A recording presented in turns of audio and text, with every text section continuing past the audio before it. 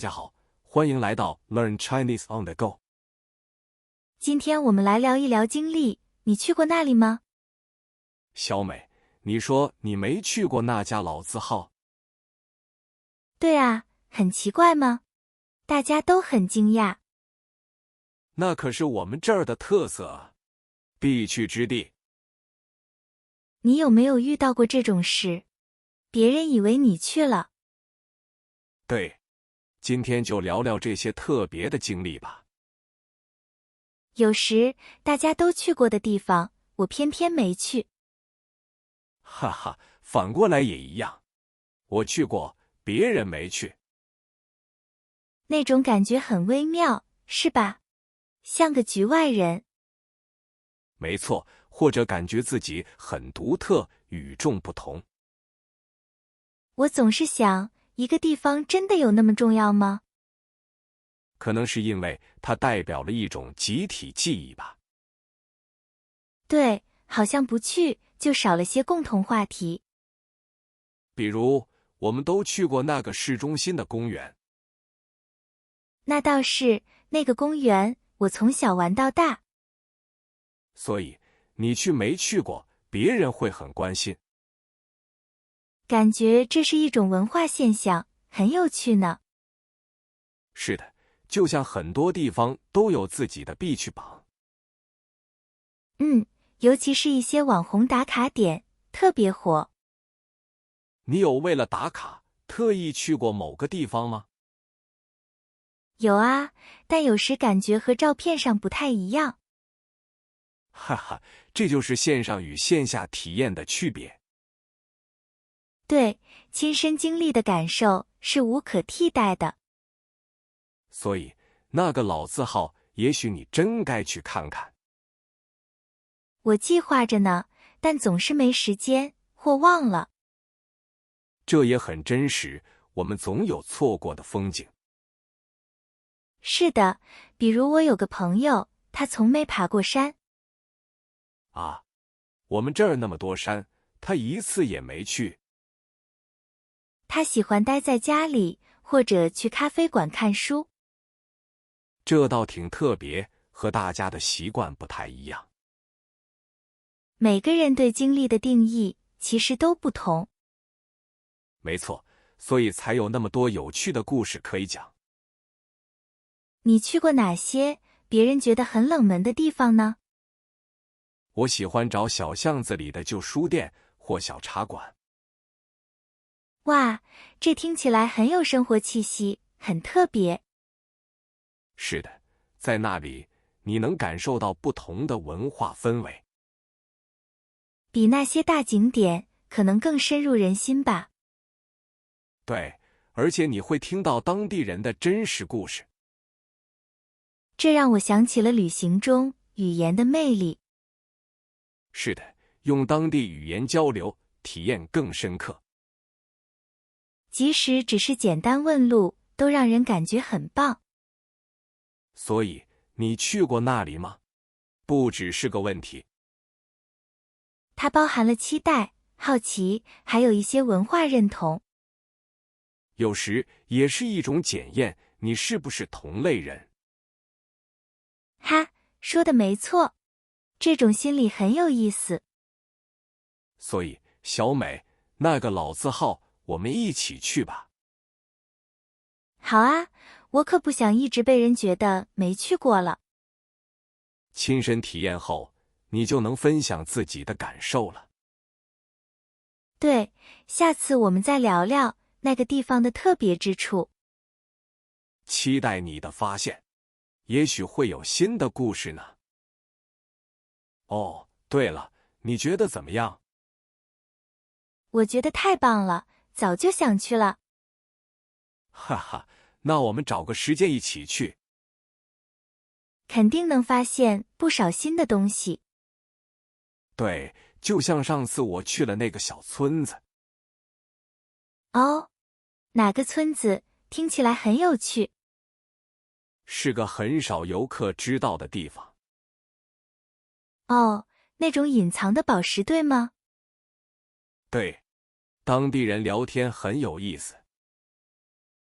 说说看，有什么特别的？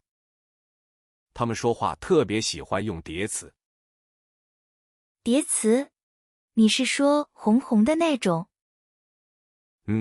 比如形容水清清亮亮。哇，那听起来很生动啊。是啊，感觉整个地方都活了。这就是语言的细节魅力吧？是的，当地文化就在这些词里。让你更理解他们的生活方式。没错，比如他们称呼长辈的方式。哦，这又有什么讲究吗？有些地方会叫大爷、大娘。我们是不是也可以这样称呼呢？哎，这可就得看情况了。怎么说？听起来有点复杂。有些地方是亲切，有些是陌生。哇，细微差别真不少啊。对，比如称呼师傅，意义也多。不止呢，司机、工人、手艺人。这么多，那得小心用才行。是啊，有时候用错了会尴尬。你有过这种尴尬的经历吗？有一次，我把一个年轻人叫师傅。哈哈，他是不是觉得你很奇怪？他愣了一下，然后笑了笑。那他应该知道你是外地人了。对，瞬间暴露身份，有点囧。这也是一种有趣的文化碰撞。没错，从中能学到很多东西。那你觉得除了称呼还有什么？吃饭时的规矩也很有趣。哦，比如说不要敲碗吗？没错，那会被认为是乞丐行为。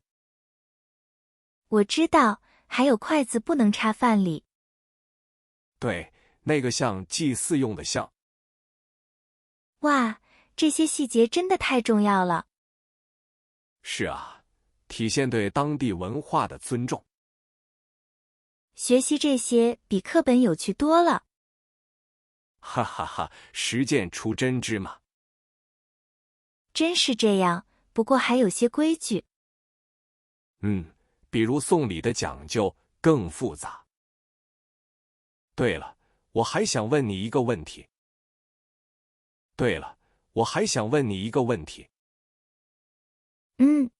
什么问题？尽管问。关于送礼，我曾听过一个说法。哦，你是指什么呢？比如不能送钟或者送梨子。没错，你了解的真细致。为什么呢？有什么特殊含义吗？送钟谐音送终，很不吉利。哇，原来如此，这太重要了。送梨子也差不多，是分离。天哪，我差点就犯错了。哈哈哈，幸好你提前问了。我还听过一个关于餐桌的。什么呢？我很好奇。就是不能在饭桌上转盘太快。哦，会显得很没礼貌，对吗？对，显得好像很急着吃菜。还有人会把筷子插到米饭里。是啊，这个我们之前提过。但你知道吗？还有个细节。愿闻其详，是什么呢？就是不能用筷子指别人说话。哎呀，这个我真的做过。哈哈，我也是有点不自觉。确实有点不尊重对方。还有一个就是倒茶的规矩。倒茶也有讲究吗？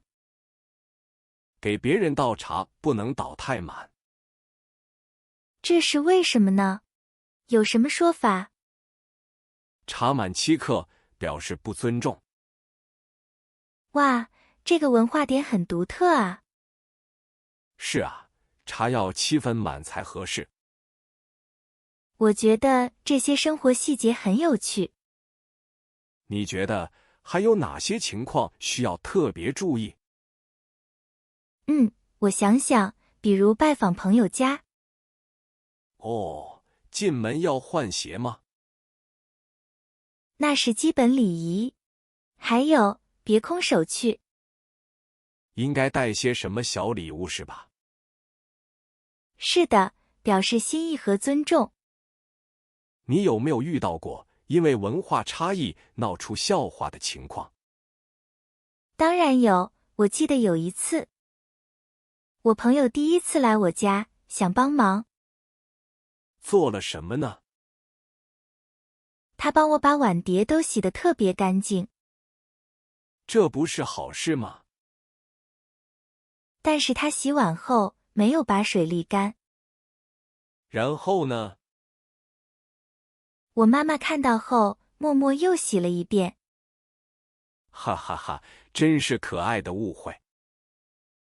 对，这涉及到餐具的摆放和洁净观。说到这个，下次我们聊聊如何更巧妙地融入当地生活，怎么样？这话题确实很实用。是啊，上次的经历让我反思。比如，学会听懂客套话很重要。哦，客套话有什么讲究吗？很多时候不是真的邀请你。比如我上次朋友说下次来玩啊，你以为他真想你立刻去吗？我当时真的想，还问他有空吗？哈哈，这就是典型的误会了。那他不是真心邀请我吗？更多是出于礼貌，一种表达。哇，原来是这样的道理啊！习惯上，对方会等你去联系他。也就是不是直接的行动指令。对，它是一种社交润滑剂。那我怎么分辨是客气还是真心呢？要看语气、眼神，还有具体细节。细节方面，具体说说看。如果真心请你，会问什么时候有空？会有更明确的询问，对吧？没错。大家觉得还有哪些情况呢？是啊，有哪些客套话让你困惑过？还有，拒绝时也常说可能不行。而不是直接说我不想去。那样太直接，不给面子。给面子也是个重要概念。对，要维护大家的和谐。我有个朋友就特别直白。他有没有遇到尴尬的场面？有一次直接说菜不好吃。哎呀，这真的非常不妥。结果气氛瞬间就冷下来了。在中国，表达要更委婉些。学会含蓄很重要。比如，你可以说这道菜很有特色。哈哈，高情商的表达。对，听的人也会舒服很多。看来融入当地生活不仅要懂词，还要懂语言背后的文化逻辑。而且不同地区习俗也不同。没错，北方的表达可能更豪爽，而南方可能就更细腻一些。我还想起了关于借钱的事。哦，这可是个棘手的话题。对，处理不好会影响关系。哇，那下次我们得好好聊聊。关于信任和人情味。还有不同场合的措辞选择。是啊，这可是一门大学问。那就期待下一次的分享吧。对啊，还有很多东西要聊。确实，中文的世界太大了。我突然想起一个有意思的。哦，快说说看，什么事？关于不好意思这个词。啊，这个词用的很多啊。但你知道它有多少用法吗？好像不止一种道歉。没错，它还能表达拒绝。哇，这可有点意思了。比如你请朋友吃饭，然后呢，怎么用呢？朋友可能说不好意思。那是说他不想去吗？不一定，可能只是客气。哦，这和直接拒绝不同。对，显得更有礼貌一些。我有一次就误会了意思。哈哈哈，是不是很尴尬？是啊，以为他真的忙。所以要看语境和语气呢。语气真的很重要，我懂了。比如别人夸你，你也可以说不好意思来谦虚。对，表示受之有愧那种。哇塞，这用法真灵活啊！还有让别人帮个小忙时，也能用不好意思开头。表达打扰了的意思。哎呀，真是学问无穷尽。你有没有碰到过这样的？我想起来一个有意思的。哦，快说，什么事？很多中国人喜欢问。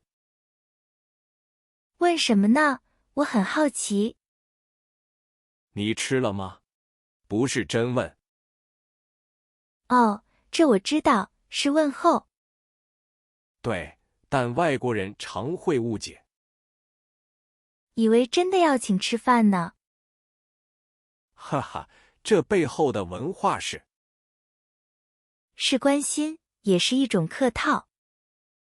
没错，表达友好和尊重。还有就是关于送礼物。哇，这个又是一门艺术。对，选择和接受都讲究。是啊，送不合适会很囧。比如送终，那是万万不可。因为送终的谐音嘛。没错，下次我们可以细聊。这话题肯定很有趣。这话题肯定很有趣。对，除了送终还有别的吗？比如送绿帽子也不行。哦，那表示什么意思呢？意思是指妻子有了外遇。哇，这个含义真是特别。所以送礼物真要小心。是啊，心意很重要，但形式也重要。没错，表达尊重和了解。除了送礼，还有哪些文化细节呢？比如第一次见面问年龄。哦，这在中国很常见。对，但西方人可能觉得冒犯。可能觉得别人管得太多。是的，这就是文化差异。还有请客吃饭的礼仪。哇，这个可以讲一天呢。比如谁来买单的问题。通常是主人请客付钱。但客人有时会抢着买单。对，这是一种客气和礼貌。那到底谁付比较好呢？通常主人会坚持付钱的。哦，那客人就不要太坚持了。没错，接受也是一种尊重。原来如此，学到新知识了。还有就是面对夸奖时，中国人会比较谦虚吗？对，常常会说哪里哪里，而不是直接说谢谢。是的，表示自己不够好。哈哈，这真的很有趣。谦虚是中国人的一种美德。这些小细节太重要了。真的能帮助我们更好的交流。是啊，文化和语言密不可分。今天的分享真的很有趣，我们学到了很多小技巧，比如送礼和待客之道。那么，亲爱的听众朋友们，你们有没有遇到文化差异呢？或者有什么好玩的经历？欢迎在评论区和我们互动哦。下次我们可以聊聊中国美食，或者有趣的传统节日习俗。肯定会有更多惊喜等着大家。好的，那今天就到这里，下期见。